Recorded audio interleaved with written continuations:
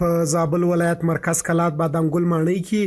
د کورنیو تولیداتو او محصولاتو څلور ورځنی نندارتون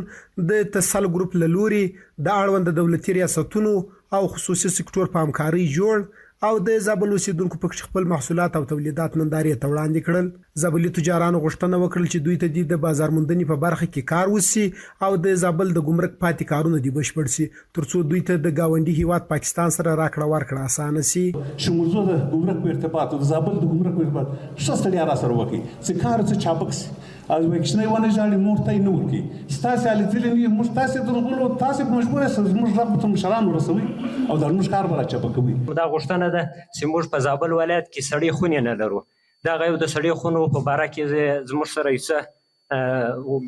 کومک وکړي چې موږ ته د سړې خونې را جوړې کړي. په روش کال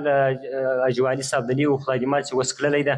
هغه موږ سره د ګمرک وعده مو وکړه لکه ستا په یاد اجماعي صاحب ته په خپله پکښې کې ولې بیا ما ته وویل چې دا زیری په در کوم چې موږ دا مکتوب راوړی ده زموږ زنځیر به د دروازه به انشاءالله په دای څه وخت کې خلاصه شي. خو متاسفانه چې نه پوهېږم چې دا ولې دغه دروازه ولې هر وخت په دغه ستونزو سره مخامخ ده. په ورته مهال مسؤلینو زابلي تجارانو ته ډاډ ورکړ چې د دوی ستونزو ته به جدي پاملرنه کیږي او دا هڅه به لا نوره هم ګړندۍ کیږي. د زابل مرستیال والي وویل چې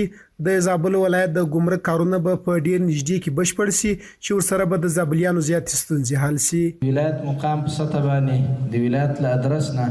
ټولو تجارانو ورونو ته او ټولو ولس ته ډاډ او اطمینان ورکوو چې انشاءالله موږ د تاسې په څنګ کې ولاړ یو د تاسې شاته ولاړ یو د تاسې حمایه کوو او کوشش به د دې کوو چې دغه تولیدات ته نور هم مثال هغه ورکړو لوړ یې کړو که د هغه کیفیت وي که د هغه کمیت وي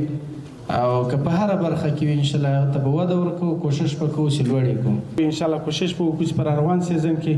او بیا دغه نندارتون بل ور بیا جوړ کړو بیا به تر دغه هم میوې برابر وي هم به میوې ذاتي وي او هم به کیفیت برابر وي. د یادونې وړ ده چې د لومړي ځل لپاره په زابل کې داسې نندارتون جوړیږي.